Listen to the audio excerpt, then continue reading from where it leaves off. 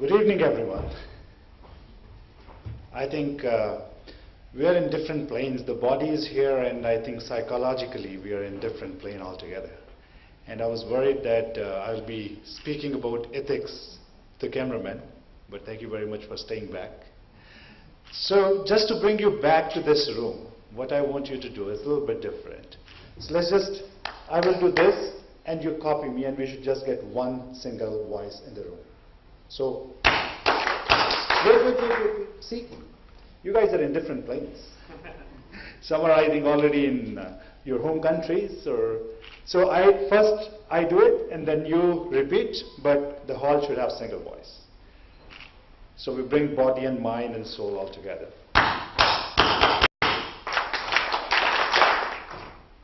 Some people are still landing back to the room. Let's try one more time.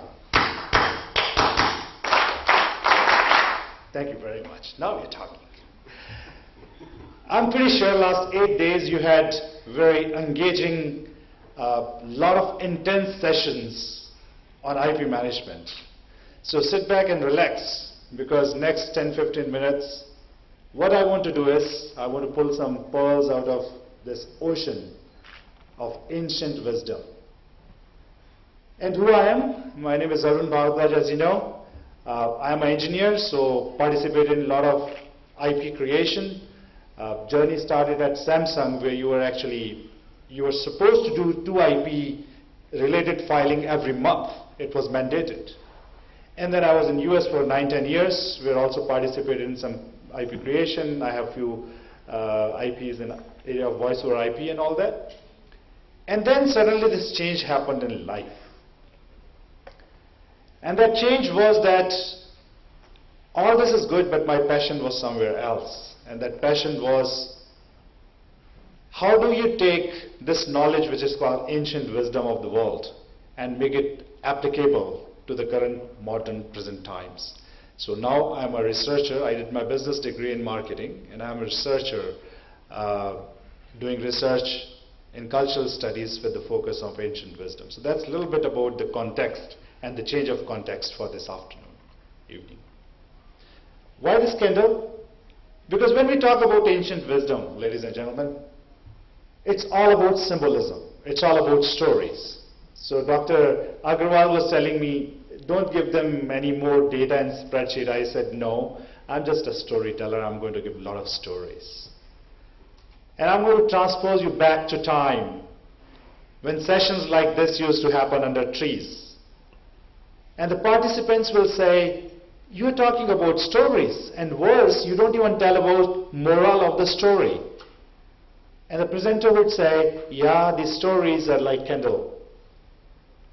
The candle by itself is just 50 cents, but in the light of candle you can find key to a treasure. So hopefully the stories I share will give you keys to the treasure. Let me start, thank you very much. Let me start with the first one. So far we have been talking about law. And the challenge with law is, especially in India, we are very creative when it comes to law. The moment you put one law, our focus goes on how to find a loophole into it. And as you have discussed IPR the last 8 days, I want to bring your attention to a very basic level of where the law formation starts, or IP, respect for IP starts with the individual, and I'm talking about ethics and values. I think once people have the ethics towards their business or competitive business or the business that we are performing, law becomes just a very tough phenomena. We govern by ourselves. And I'm pretty sure, like me, all of you also have gone through the dilemmas of life where the question of ethics become very important. So first story. And I won't tell you the moral, as I promised. I will let you think about it. Towards the end we'll discuss. A saint was standing, and this saint is the one who has taken a vow. He will never lie, and he has respect for lives. He will not become cause for any death. And he's sitting there and praying and whatever. Suddenly, a deer passes and runs in front of him in one direction. And after the deer comes a hunter. And the hunter asks this person, did you see a deer coming here? Because if I don't kill this deer, I cannot put food on the table for my family. Now the question is, what does that saint do? If he tells where the deer is gone, he's breaking of one vow, not to kill anyone or become reason for one. If he doesn't, then he's lying. So think, if you were that saint, how would you have answered to that hunter? We'll discuss this later, we'll move on. But in India, we had too many stories. People who were very influential, very creative, made a lot of money, but ultimately, unfortunately, they are all behind bars. So if we just focus on business and innovation without ethics and values in it, innovations can be dangerous in some cases. And I love this saying, and I wish all of you, those who are, in the law or IPR, that it is the degradation of inner values that has resulted in the destruction of outer environment.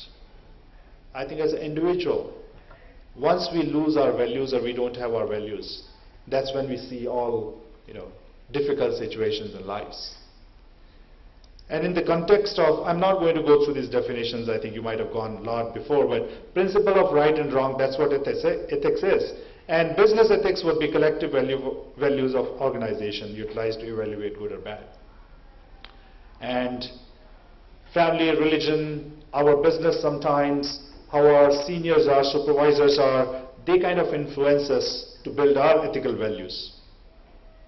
And I thought this was an interesting slide for all of you who are more related with law. And by the way, as my disclosure, I have no relation with law, so my ignorance, please pardon it. But I think ethics is beyond law. Law often represents an ethical minimum.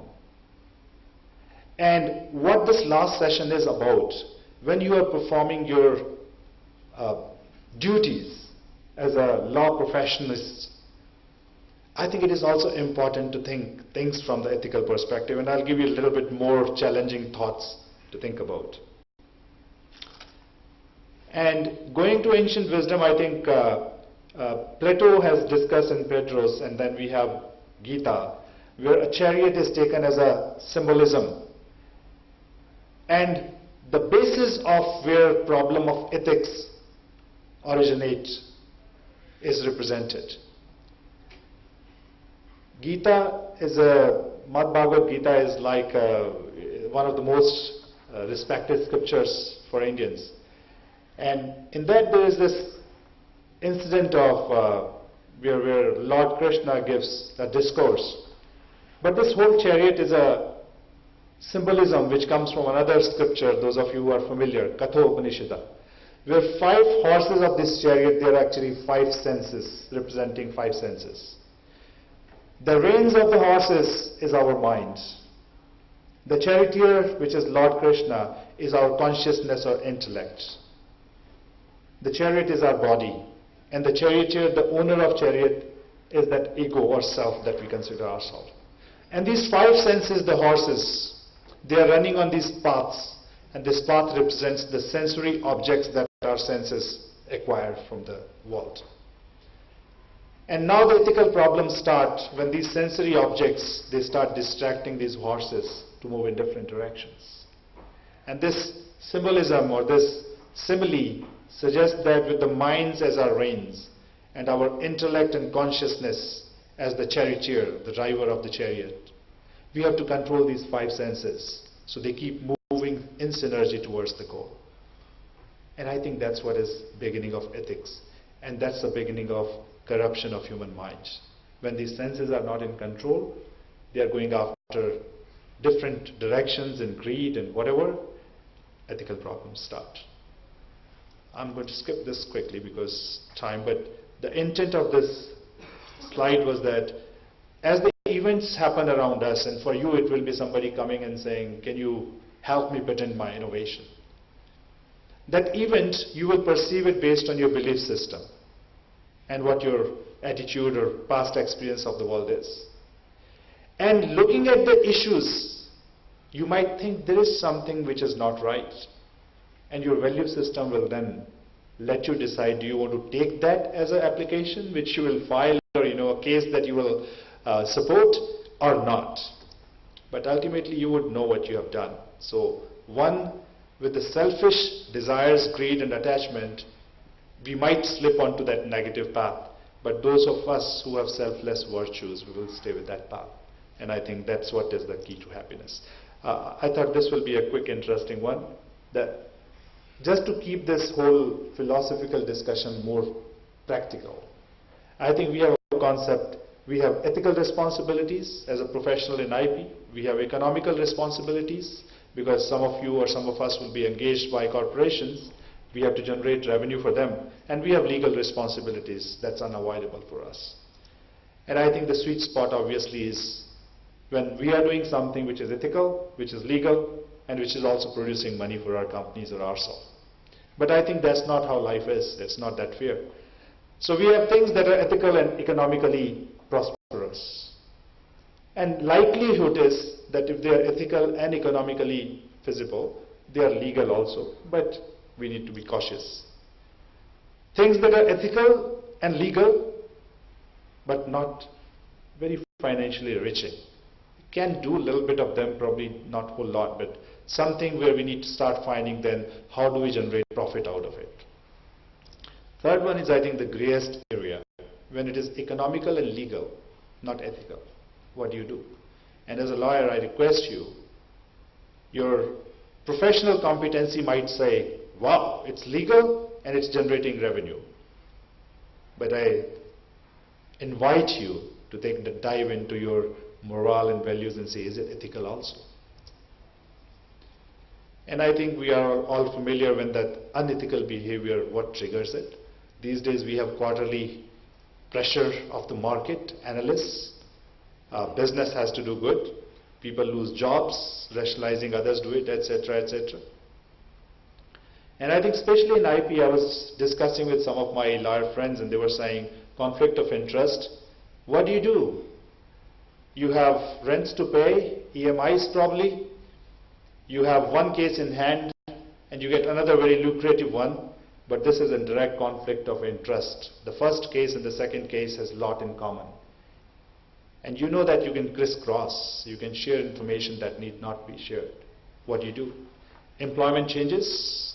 What if you move from one to other and now you're handling a different set of IPs? Is there a chance we can slip? Does end justify the mean? If you think that ultimately the harm that I might cause will be too small compared to the end result of all these challenges that I'm facing, would you go ahead and take that kind of engagement? I'm going to skip this and I'm going directly to the stories. So, just concluding everything, as I am requesting you to reflect a new dimension of law or IP, let me give you some very popular tests that are very easy to do when you're in dilemma.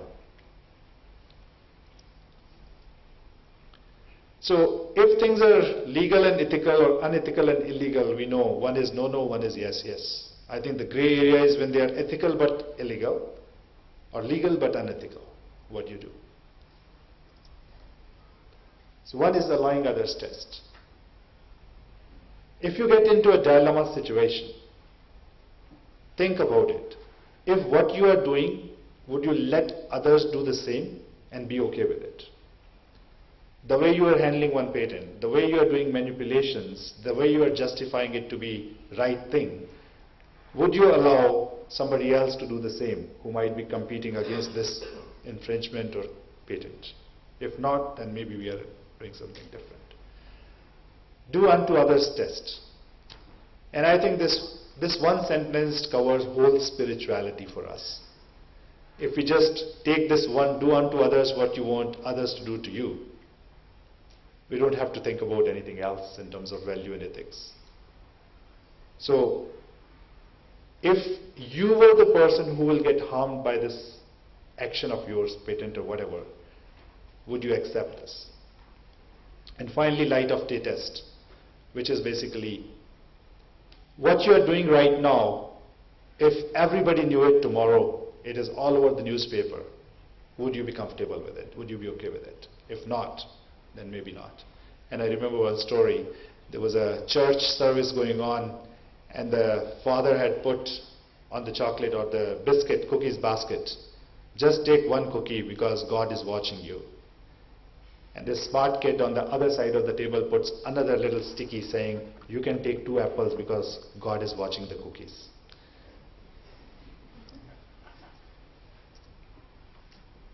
I want to leave you with my last thought, with a food to thought for all of you. This is something like Maslow's pyramid. And you all need food and shelter. Once we have the basic necessity met, we think about becoming financial rich. Once we have that also, we reach a stage in life where we say, I have money, but nobody cares about me or myself, so I need some social status. Then we start making temples, giving charities and all, get some social status. People start calling us on page 3 parties. And we realize everything we are doing it for others. I'm not getting any joy out of it. So towards the tail end of our life, we think, oh, let me start doing things that I really want to do in my life and feel joy. And ladies and gentlemen, I'm trying to reverse this pyramid. I myself is an experiment for it. And today's talk is part of this experiment that I'm conducting on myself, and you are invited to participate. I'm calling it Arun B's inverted pyramid of joyful living. Just as an interrupt why this thought came to me, I was talking to a friend of mine who is an IPR lawyer, and I said, when you meet your friends, what kind of discussions happen? Like when we were in US and all this .com boom was going on, everybody wanted to buy a BMW, wanted to have a nice house and all that. What kind of discussions you guys have? He says, are you kidding? Do you think we make just that much money? IP lawyers, we think of buying islands actually. So I said, wow, I need to share this slide with all of you then here. And I'm saying that inverted pyramid is once you have the basic necessities taken care of, shelter, security, food, let's start doing what gives us real joy out of this 9 to 5 office. Because who knows, we might be waiting for us to reach that retirement age to do what we want to do and don't know how we will be when we reach there. So let's do something for joy. And if we really start doing something out of our heart, my belief is that it will start giving us that recognition in the society. And if that recognition happens, and you are still working on things that you really love to work on, it will create financial riches for you. And ladies and gentlemen, the difference between the two models is financial riches is not the reason for your living. It is outcome of things that you are doing out of your joy. So for those of you who are in the IP profession, let me share a few thoughts what you can do to utilize this inverted pyramid model. Inspire open IP for social cause. I know that's not something that you want to do. That's conflict of interest probably. But if you look at, I have this request to you. I would love to receive an email from you and say, Arun, somebody discussed this idea with me. And I convinced this person, this idea is not for rich people. This will benefit poor people. Why don't you make it an open idea? In fact, I will help you make this idea into something that will benefit poor people.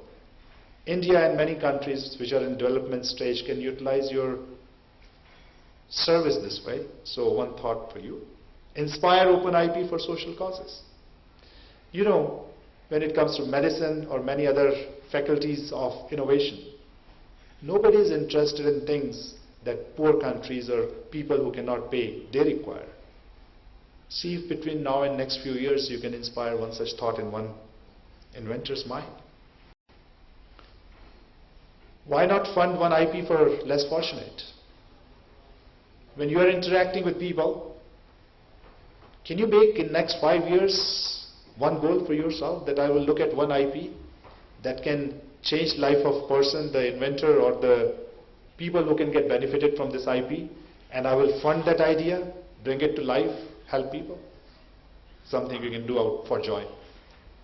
How about funding an idea? That means, oh sorry, the second one my intent was to share with you, Because IP is very important, as we, many of the speakers mentioned. Even for shoe design, you can make money out of it. But I think many countries like India, people have fantastic ideas. They just don't know how to take it next level. And the cost of bringing an idea into an invention or getting it recognized is high. Can you just do one pro bono or few pro bono? And funding an idea. How about you look at this youngster or this idea that is like, that can benefit society or people, and you say, I'm going to fund this. Let me take your invention to an innovation. I think that will give you a lot of joy.